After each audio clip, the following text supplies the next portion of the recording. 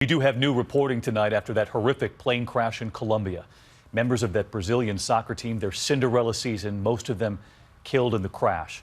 Tonight, new details here of the final desperate moments in the sky. We are learning there was a second plane with fuel problems landing just as their plane with the team on board was dealing with its emergency.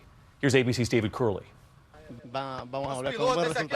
There was such joy among players in the jet crew as they took off for Colombia and their first finals tournament. The 29-year-old co-pilot making her first flight with the airline, looking forward to flying the team. A flight with a chilling end.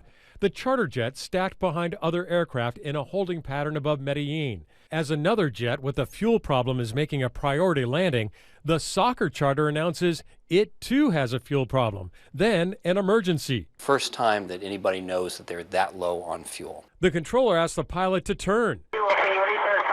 No, the pilot says he's headed to the airport. The controller quickly orders other jets to turn away. But with no fuel, no electricity, it's too late as the pilot makes his last call for directions, a vector.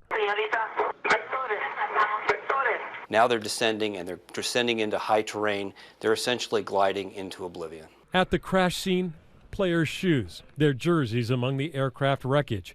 All 71 killed, now identified as families prepare funerals.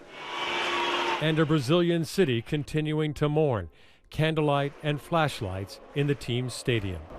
Moving scene there. David Curley, who covers aviation, with us again tonight. And David, we're learning that one of the survivors was found after the search had actually been called off. What a remarkable story. It had been suspended because of the weather, David, and then the rain let up and one police officer decided to make another pass by the wreckage and he heard something and then the screams for help, and it was one of those players that was rescued and carried more than 2 miles to get help. Wow. David?